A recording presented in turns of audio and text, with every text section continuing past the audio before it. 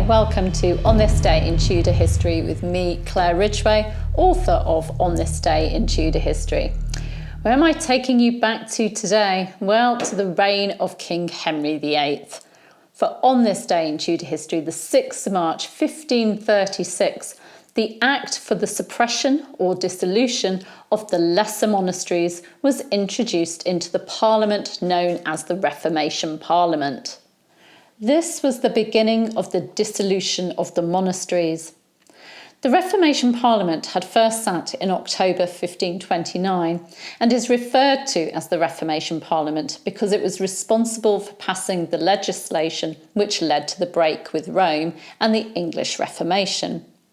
As Claire Cherry and I wrote in our book George Boleyn, Tudor Poet, Courtier and Diplomat, the Reformation Parliament was established on the theory that England was governed by one supreme head, namely the king, and that all jurisdiction in the land, including that of spiritual matters, belonged to the king. It naturally followed that no foreign power could dictate English public policy, specifically the Pope. It established that only law enacted by a monarch within a sovereign state was binding. Hence, this sovereign power was supreme and gave the king and parliament authority over church law.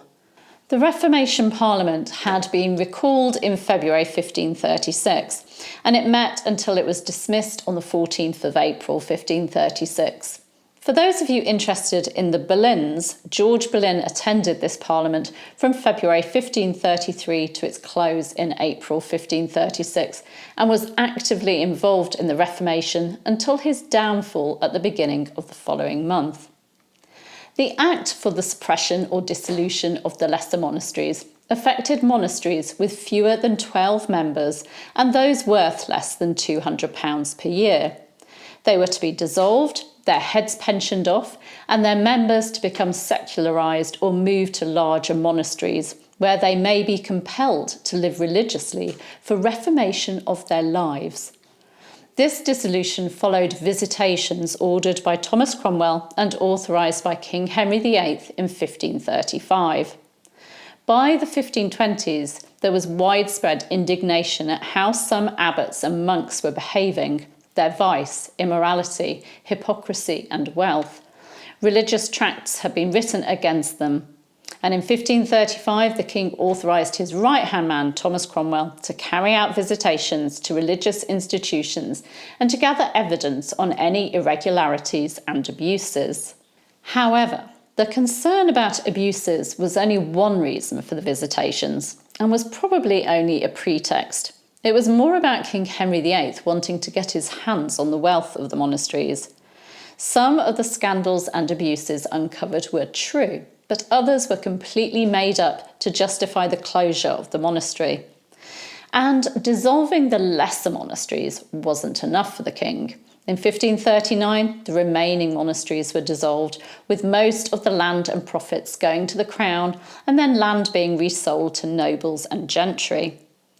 The monasteries weren't just communities of religious people. They were the social welfare system of the day. They fed the poor, cared for the elderly and infirm, acted as hospitals, orphanages, schools and care homes, and provided accommodation for travellers and pilgrims.